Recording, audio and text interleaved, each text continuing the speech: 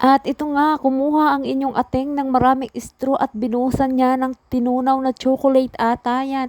Aba naman kakaiba, pati straw ay kakainin na, charis.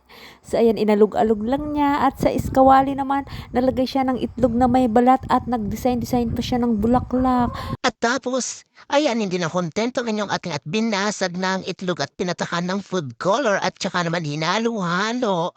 O di ba talaga namang uubusin bang oras mo sa mga ganyang pakulo? At naglagay din siya dyan ng yelo. Abay, kakaiba ito at naglagay ng asukal at tubig. Bakit hindi na lang tubig ang nilagay at yelo pa? Siguro marami itong ginawang yelo at ayan. At aba, inalis din ang yelo at siguro ilalagay niya yan sa inumin niya. At ayun na nga yung pinakulo niya at inilagay niya sa magandang hulman. In fairness, ang ganda ng hulman. At ayan na pala yung yelo, binasag niya. Aba naman. At ayan din, nagdadan mo na naman ang aking iniisip. Hindi ko alam po anong gagawin mo sila. Tabay tinunaw mo at ininit at tapos ilalagay mo sa ice.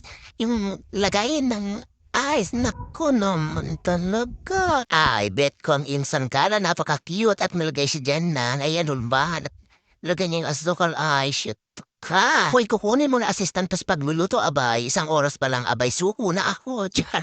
At iyan lang nga yung nilagay niyang tubig sa at tapos inilagay niya rin sa isang lalagyan at tinunaw din naman talaga. Kagaling mo talaga. At ito balik na tayo sa nakaraan, Char. Ito na pala yung gulaman. Gulaman pala yun na nilagay ni Solman at nilagay niya yung tinunaw na asukal. At marikulit tayo sa pinakaunang nakaraan.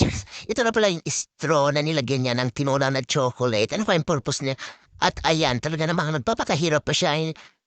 Baile binuo niya yung chocolate, nilagay sa lalagyan, at targurado tutunawin niya ulit yan. Ay, am siya na kaya pala ang ganda ng kotis ni Ating at ganyan pala ang iniinom niya collagen at ayan pala yung gulaman siguro yan tapos inilagay niya sa kanyang inumin o diba yummers? At ito na pala ang kanyang finished product. O diba, kaganda naman yung pinaghirapan niya. Thank you for watching.